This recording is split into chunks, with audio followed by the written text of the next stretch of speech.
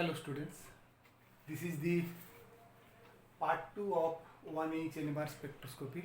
In part 1, we have discussed what is the NMR phenomenon mainly to discussed in the part 1 video. So I have told that there are different kinds of instruments are possible there, that may be 6300, 220, 300 the other.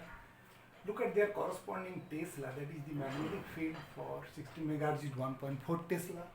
For 100 MHz it will be 1.3 Tesla, for 220 MHz it will be 5.1 Tesla. This one is first, and then the relationship, that is the precessional frequency, is mu B0 divided by Hi, and this mu will be dependent on the nature of the nucleus. Now if at 2.3 Tesla hydrogen is precessed near about 100 MHz, in the same magnetic field, that is at T equals to 2.3 Tesla, the 13C will be precessed at 25.2 MHz. That is 1/4 of the proton, as 13C is heavier than the proton. So we are not discussed here the 13C. We have discussed our discussion will confined with the 1H NMR only. So now I move to the forward. Now there will be two types of instruments are possible there. Two types of instrument. First one is external magnetic field is constant and radio frequency will be variable there. So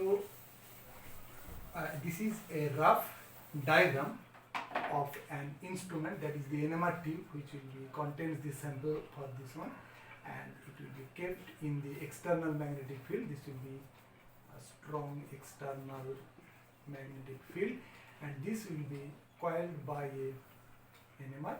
So it comes to here, and this will goes to the recorder or receiver. This will be the radio frequency, that means electromagnetic radiation. So now if these two are constant, so this external magnetic field may be constant and this may be varied. Okay, that one first. And second one, this is constant, this radio frequency or electromagnetic radiation is constant, but the external magnetic field is varies gradually. This one is more common, okay, this one is more common. So this one is more common, where radio frequency is fixed and the external magnetic field is changes there. Okay, so this is the rough NMR's diagram. So now we have discussed since. Now we come to the another part of this one, that is called the chemical shift. So this is the discussed about the chemical shift, why it is required, which one is called chemical shift, and how we can detect them will be discussed here. So which one is called the chemical shift? So first of all, in presence of an external magnetic field, it is expected that, it might expected that all the protons will precess at the same frequency, yes or no? Since all protons have the same magnetic moment, so it might be expected that all of them give the same resonance signal with the same field, that is in the presence of external B0, all the protons will. But fortunately, for the chemistry applications, this is not true, because if we treat this bare proton, there will be no electron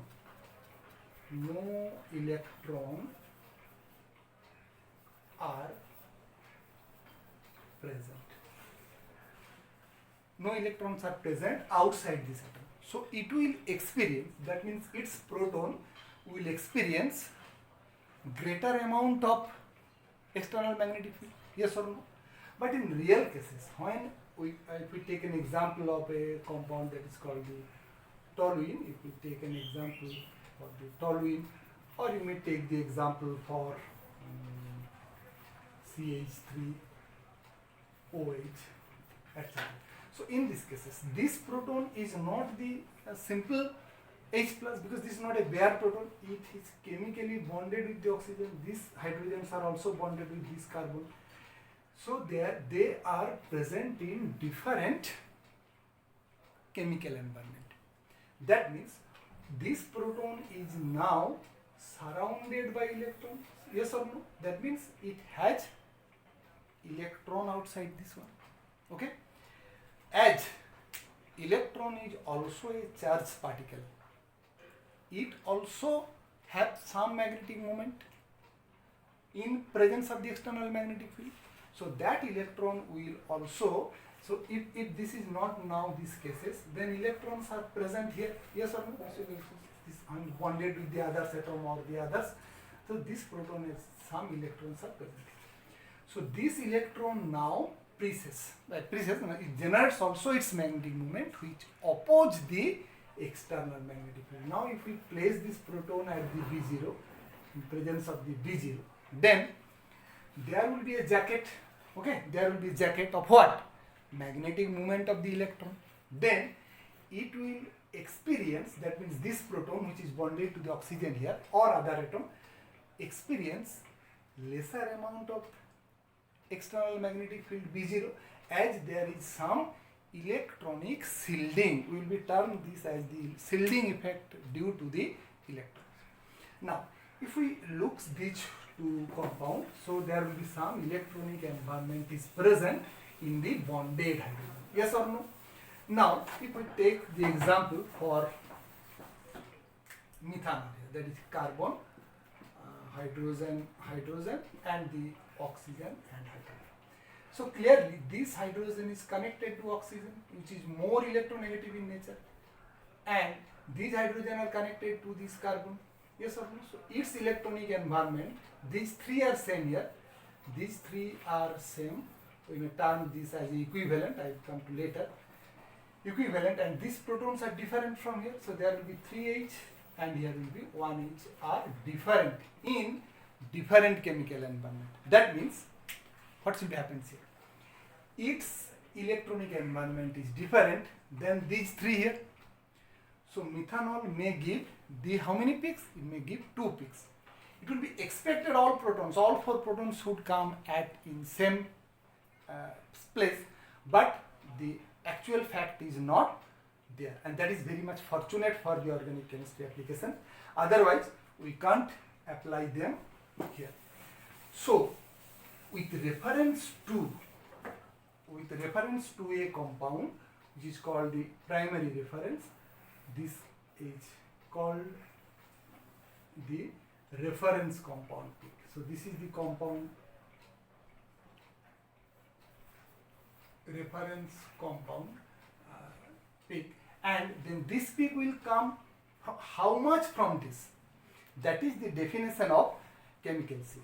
So the separation or resonance frequency of nuclei of different structural environment, because these are different and this is different, and structural environment from an primary standard, that one is called the arbitrary chosen standard. Okay, that's called the reference compound, that we call as tetramethylsilane, will be termed as TMS. I will come to the later.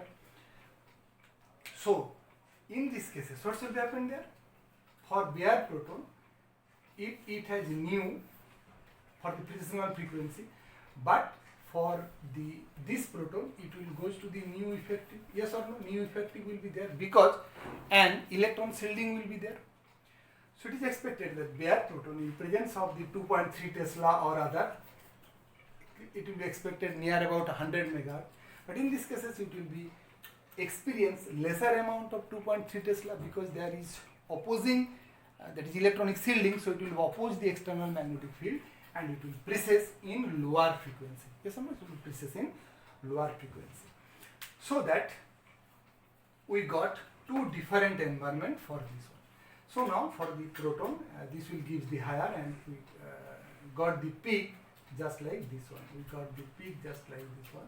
If we take this goes to here, and this is the for 3 protons, and it will got this one is for 1. This is rough diagram for the this one.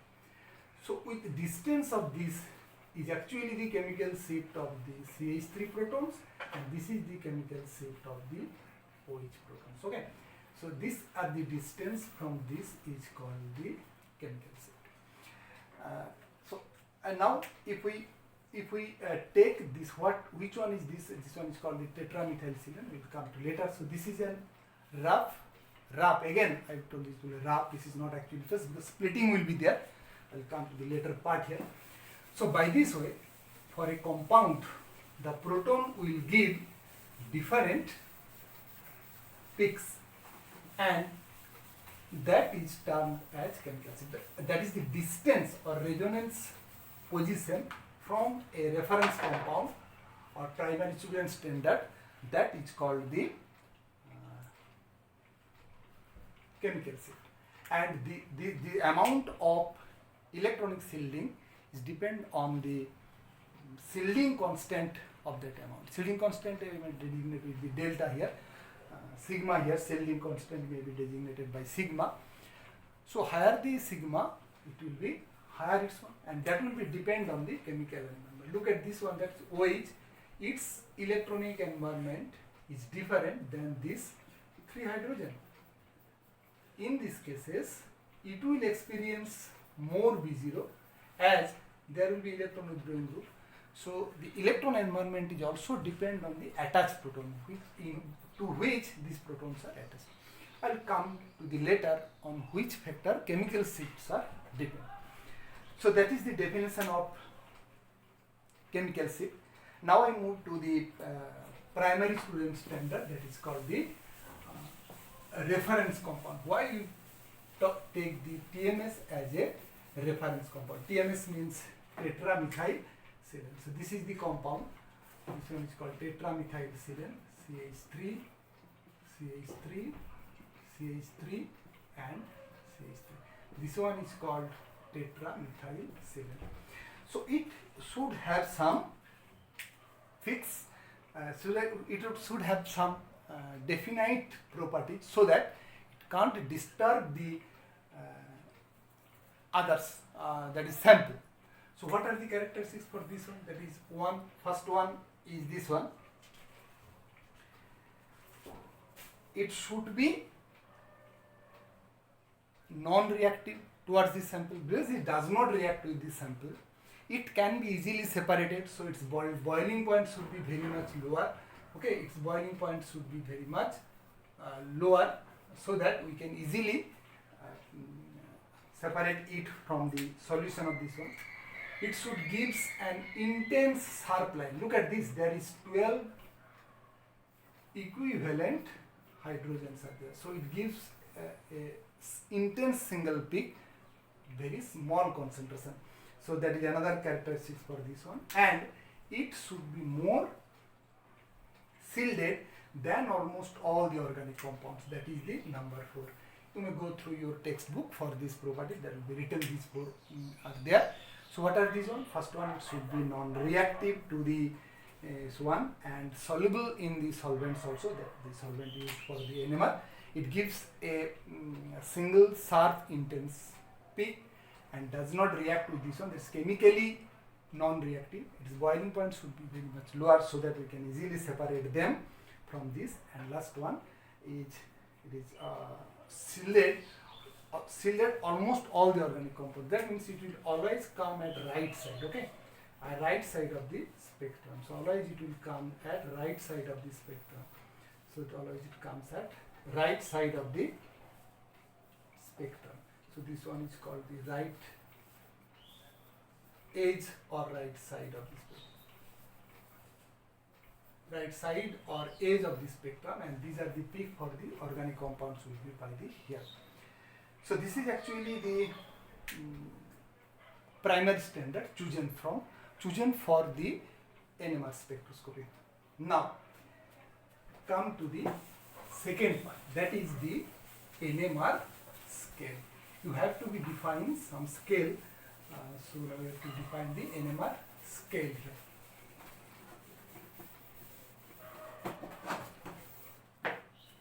Come to the NMR scale. We may call it as a delta scale. Okay, delta scale. So which one is called actually the NMR scale? As nu is proportional to the B0, yes or no? We have know that. That means the precessional frequency or the resonance frequency is dependent on the B0? Yes or no? That means it is not the field independent, it is field dependent property. And there are so many types of B0s are there, okay, 1.4 Tesla, 2.3 Tesla, 5.1 Tesla and others. So they have different resonance position for a same compound in different Hertz unit. So we need to make this resonance frequency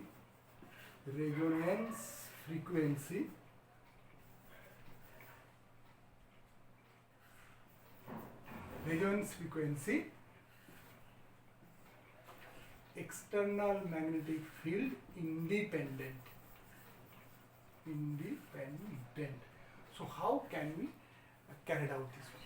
So by this way we can set a scale for NMR, so that we need not to mention the instrument strength, that is 60 megahertz, 100 megahertz, 300 megahertz, or the 220 megahertz, 600 megahertz and others.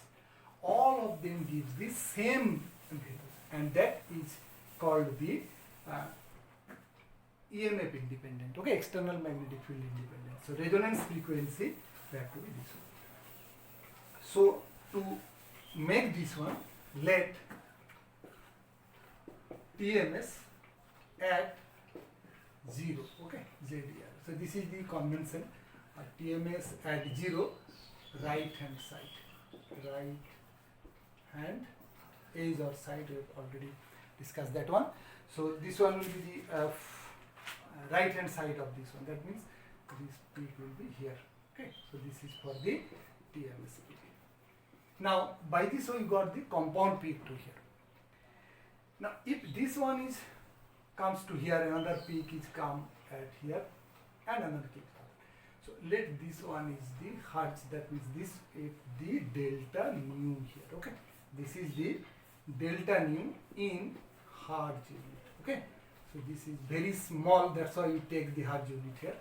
So this is the resonance frequency, resonance position of the peak Hertz unit in 300 megahertz instrument, okay. Let 300 megahertz instrument, okay.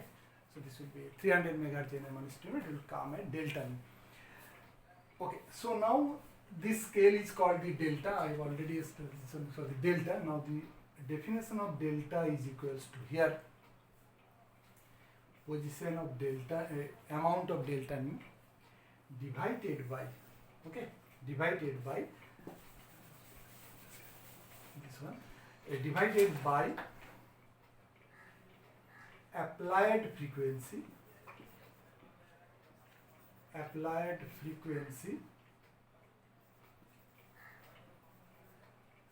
in Hertz. Look at this, this is very important. In Hertz, applied frequencies are into 10 to the power 6. It is a dimensionless unit. There will be no other is present here. Hertz or megahertz will be not present. Let the delta nu for, let delta nu is equals to 300 Hertz in 300 megahertz instrument. So what will be the values of delta? So its delta will be equals to 300 Hertz by this way, 300 Hertz divided by, look at this applied frequency in Hertz, that is 300 into 10 to the power 6. Now it will be Hertz here and it will be into 10 to the power 6. Yes or no? Now it will be in 10 to the power 6. So how much? Hertz is cancelled, 300 is cancelled, 10 to the power 6 is counted, so 1 is there.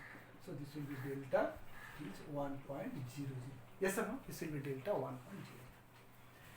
Let the same peak come at 600 Hertz in 600 megahertz instrument.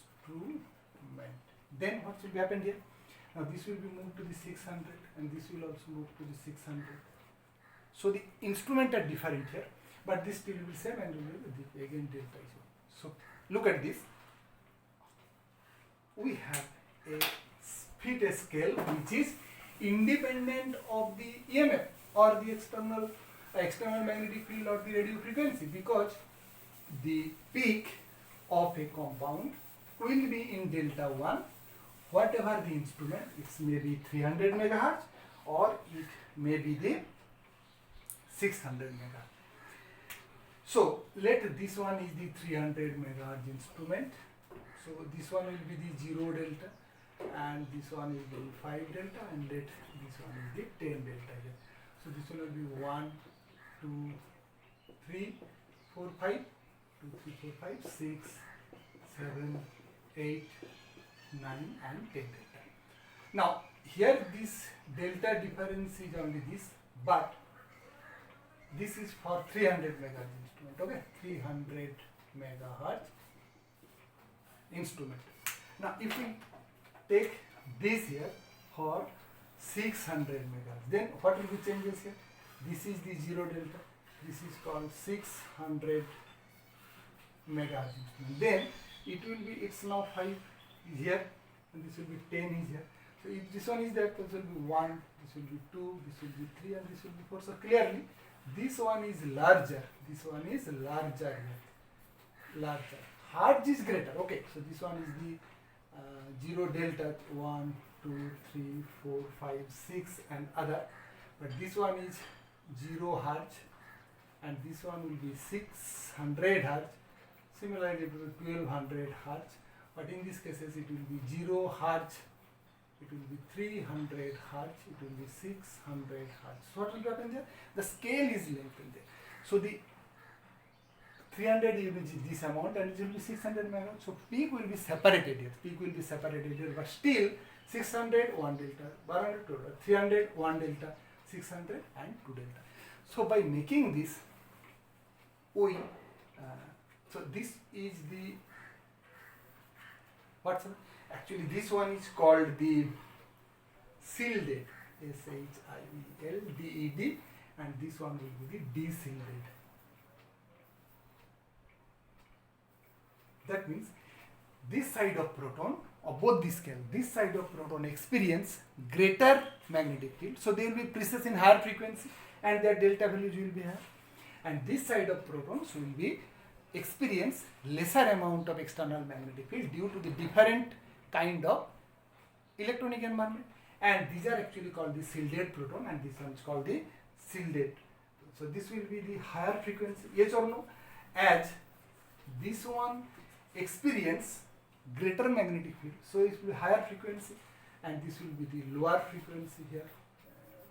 To this side it will be lower frequency towards this side, and it will be more shielded, so it will be more shielded, okay, and it will be more de-shielded, it will goes to here and there.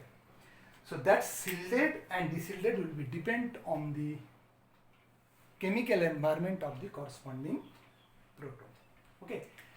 So this is the delta scale. Another scale is there, that is the tau scale. Tau is divided by 10 minus delta. So that is the another scale, but this is delta is 10 minus delta, but delta is used more, it is used lesser amount, okay. It is not so important. Delta is more important than the tau. Another scale is made possible, that is called the ppm unit. So what one is called the ppm unit, okay. ppm unit is nothing but this one, ppm unit, it will be delta nu in hertz divided by applied frequency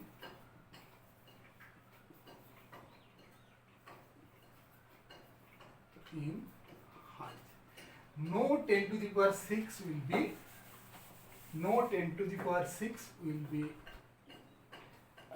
multiplied here, and that will gives the ppm. Look at this, for this peak, what will be its ppm value? Its ppm will be 300 hertz divided by 300 into 10 to the power 6, so equals to 1 ppm. Look at this, that is parts per million, this one is ppm, and it will in the denominator, so it will be 1 ppm. So in this case it will be 6 ppm, so we may call this also the 1 ppm.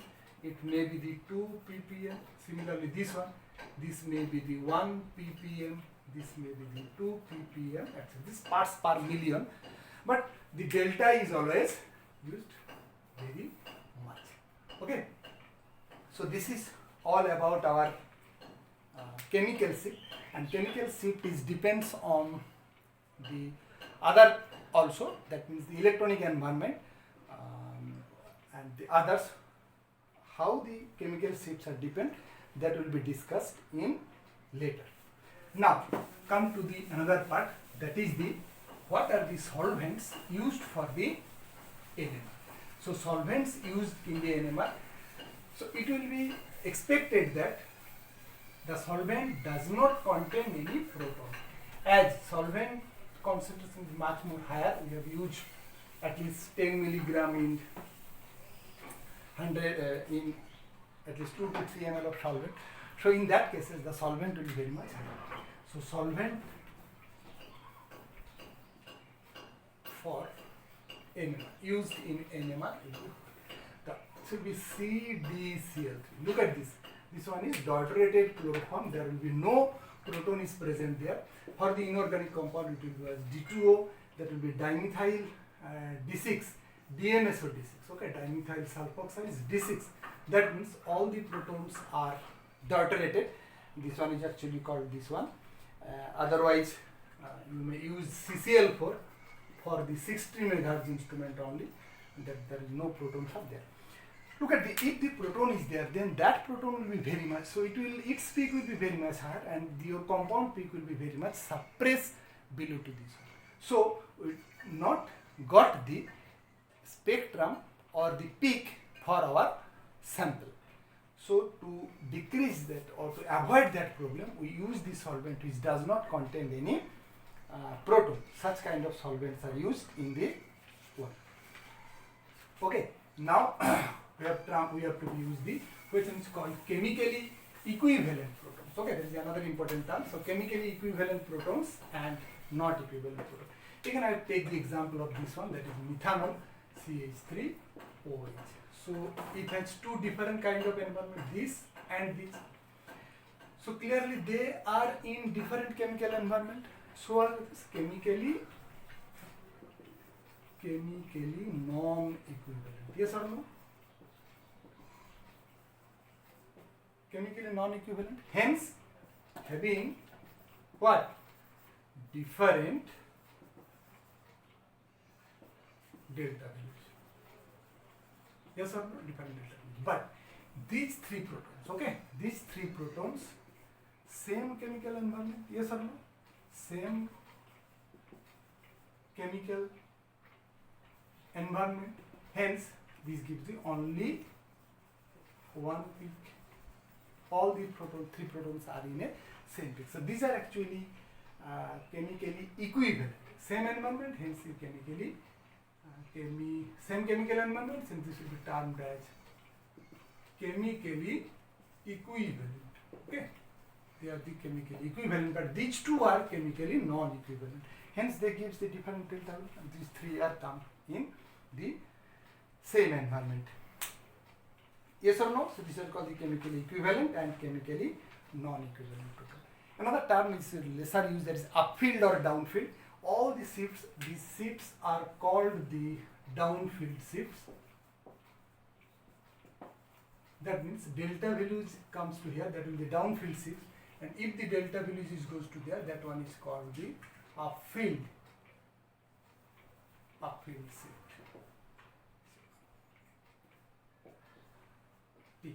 So this will give the downfield shift, and that one will be the upfield shift. So the higher the value of delta, that is the downfield proton, and lower the value of delta, that is called the upfield proton, or the upfield shift is occurs there. That means they experience lesser amount of external magnetic field. This will be experience higher amount of external magnetic field. Hence, its precessional frequency will be greater. As its precessional frequency will be greater, it will be precess at higher frequency, and it will be delta will be higher.